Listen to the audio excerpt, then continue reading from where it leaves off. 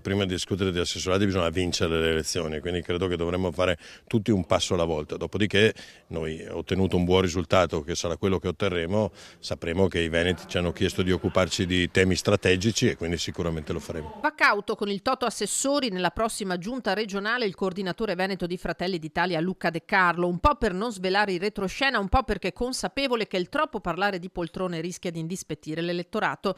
Che ci sia già un patto nero su bianco tra il candidato Alberto Stefani e i meloniani sui futuri ruoli a Palazzo Balbi, di fatto però non lo smentisce. Smentisco il fatto che adesso ci si debba occupare di assessorati. Bisogna occuparsi di vincere le elezioni. Chi invece di posti in giunta parla e come è il pari grado di De Carlo in Forza Italia, Flavio Tosi, dalla Cise fa sapere che un solo assessorato per gli azzurri sarebbe, dice, un numero ridicolo per l'effettivo peso del partito, anche se toccasse proprio a lui, dato in pole position per l'incarico chiave di assessore alla sanità, ruolo che ha già rivestito in passato.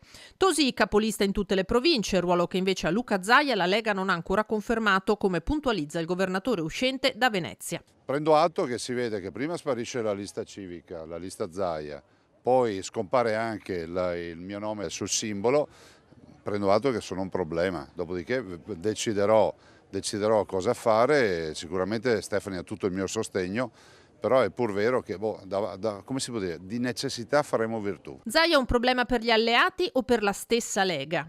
Io penso proprio di no del mio partito, però le posso dire una cosa, non è mai accaduto in un paese che si vieti a una persona utilizzare il proprio nome nella campagna elettorale. Non posso non prendere atto che sembra che il mio nome, anzi il mio cognome, sia un problema per qualcuno, vedremo di farlo diventare reale. Il campo sconnesso, il campo di battaglia non facile è la cosa che mi piace di più.